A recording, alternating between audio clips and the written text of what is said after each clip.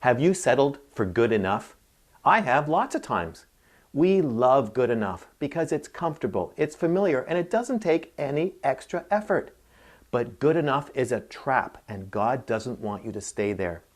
When I first started getting involved in treating mental health problems, God showed me how to diagnose mood disorders and how medications could really set people free from chemical imbalances. And we had amazing recoveries. In fact, I was astonished at how good people could become after they took their medicines and recovered from their depressions. So I thought this was good enough. All we had to do was put antidepressants in the public water supply and everyone could be happy. But it wasn't good enough. God knew that I needed more. And so then, within a few years, demonic manifestations started to show up in my office. And strange voices were coming out of people. People were being attacked physically in my office by unseen hands. And there was no pill for that. And so I had to learn about spiritual warfare. And you see, I thought it was good enough just understanding medications, but God knew it wasn't enough. And so He trained me in spiritual warfare. So then I thought, this is good enough. I'm now balanced. I understand the medical and the spiritual. But God knew it wasn't good enough. So He wanted me to learn about emotional baggage and how it affects our personality, our relationships, and our marriages. And so to catch my attention, He decided to focus on how emotional baggage was messing up my marriage. Now, I thought my marriage was fine. It was good enough. But that's not how God felt. And so He took us through the process of inner healing to recognize our own baggage, how to get rid of it, and our marriage was healed. And so as a result, we've been able to understand and teach about the medical, spiritual, and emotional paths to recovery and personal transformation.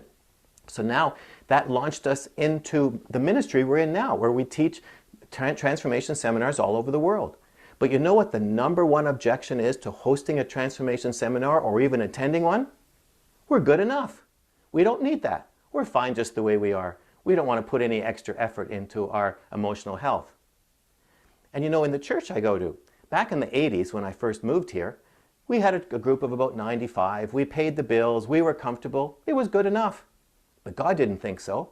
So in 1994, an unexpected revival broke out in our church, and so now we're running about 700 and building a new building.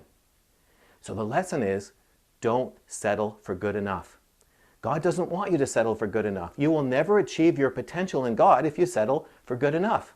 And remember, we can do all things through Christ. He's given us the keys to the kingdom. Ask bigger prayers. Increase your expectation. And don't limit God by your experience. Just because you haven't seen it happen doesn't mean that it couldn't happen.